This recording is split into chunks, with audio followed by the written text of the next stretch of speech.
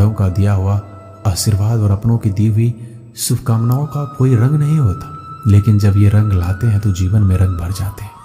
श्री कृष्ण कहते हैं, कभी कभी हमें लगता है हमारे अपने, हमारे हितैषी, हमारे माता पिता को हमारे मन की बात ही नहीं समझ आ रही है, जैसे उन्हें हमारे हर कार्य, हर निर्णय में खोट दिखाई दे रहा है, और ऐसे में हम विद्रोह कर बैठते हैं। ऐसी अवस्था में हमें वही अच्छा लगने लगता है जो हमारे मन की बातों का समर्थन करे। हम उसे ही अपना हितैषी समझ लेते हैं, परंतु जो आपसे मीठी बातें कर रहा हो वो आपका हितैषी है, यह आवश्यक नहीं है। कुछ विषैले फूल बड़े सुंदर दिखते हैं, कुछ विषैले फल असाधारण रूप से बड़े स्वादिष्ट होते हैं, और ये भी आवश्यक नहीं कि हमारे रोगों का निदान करने वाली औषधि सदी मीठी हो। इसलिए विष और औषधि में अंतर को परखने का प्रयास करें। हो सकता है जो आपके हित की बात कर रहा हो वो आपको संकट के गर्त में ले जा रहा हो। श्री कृष्ण कहते हैं कि बात बात पर आवेश में ना आए।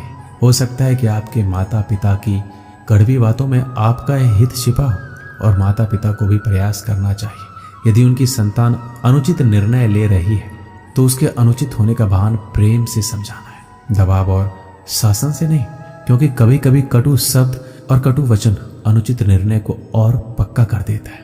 श्री कृष्ण कहते हैं, पानी समंदर में हुई आंखों में गहराई दोनों में होते हैं। खुशी के लिए काम करोगे तो खुशी नहीं मिलेगी, मगर खुश होकर काम करोगे तो खुशी जरूर मिलेगी। कुछ रिश्ते बस निभाने के होते हैं और कुछ जताने के लिए। खुशियों का कोई रास्ता नहीं है, खुश रहना ही रास्ता है। अपना वजूद ऐसे बनाओ कि कोई आपको छोड़े तो आपको कभी भुला ना सके।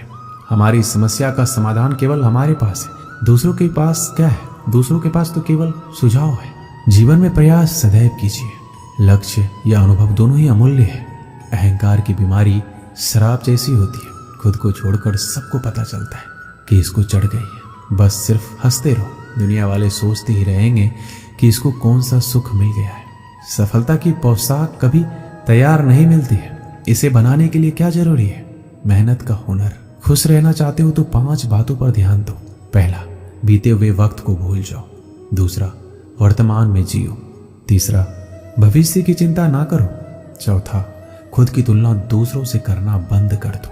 और 5वां, अपने काम को टालना बंद करो। ये आवश्यक है। श्री कृष्ण कहते हैं, हम सभी बचपन से ये सुनते आए हैं कि अच्छे मित्र हमारे जीवन को पूर्णतः परिवर्तित कर सकते हैं, परंतु कौन? जिनसे आप प्रश्न पूछें और वो मित्र बिना किसी पक्षपात के, भय रहित होकर, बिना किसी लालच के आपको उचित उत्तर दे। परंतु सबके समक्ष ये समस्या आ जाती है कि आज के समय में ऐसे मित्र मिलना दुर्लभ है, वो तो होते ही नहीं। परंतु आपको मैं एक बात बताता हूँ, हम सबके पास भी एक ऐसा मित्र होता है, बस हम उसे पहचान ही नहीं पाते। वो है दर्पण। दर्पण के समक्ष खड़े होकर आप स्वयं से पूछिए कि यदि आज आपका अंतिम दिन होता तो क्या आप वही करते जो आप कर रहे थे? आपको उत्तर मिले या ना मिले, परंतु आपकी दिशा अवश्य बदले। इसलिए आपसे अतिरिक्त आपका सबसे घनिष्ठ मित्र, सबसे अच्छा मित्र कोई नहीं है। श्री कृष्ण कहते हैं, सब कुछ सहन करना भी चाहिए, क्योंकि हम में भी ऐसी बहुत सी कमियां हैं जिन्हें दूसरे सहन करते हैं। अज्ञानी व्यक्ति गलती छुपाकर बड़ा बनता है और ज्ञानी व्यक्ति गलती मिटाकर बड़ा बनता है। ये मौत भी बड़ी अजीब चीज है। एक दिन मरने के लिए पूरी जिंदगी जीना पड़ता है। किस्मत हमारे हाथ में नहीं, पर फैसले तो हमारे हाथ में है। किस्मत हमारे फैसलों को नहीं बदल सकती, पर फैसले हमारी किस्मत बदल सकती है। हर चीज अपने वक्त पर। बस एक प्यार है जो कभी बूढ़ा नहीं होता। जीवन में ज्यादा रिश्ते होना जरूरी नहीं है, जो रिश्ते हैं उनमें जीवन होना जरूरी है। सच के लिए लड़ने का हुनर सीख लो, क्योंकि कुछ सांपों के डर से शेर जंगल छोड़कर नहीं जाते। ये जिंदगी है, यहाँ पीठ पीछे छुरा मारने वालों को निर्दोष और भरोसा करने वालों को दोषी मानते हैं।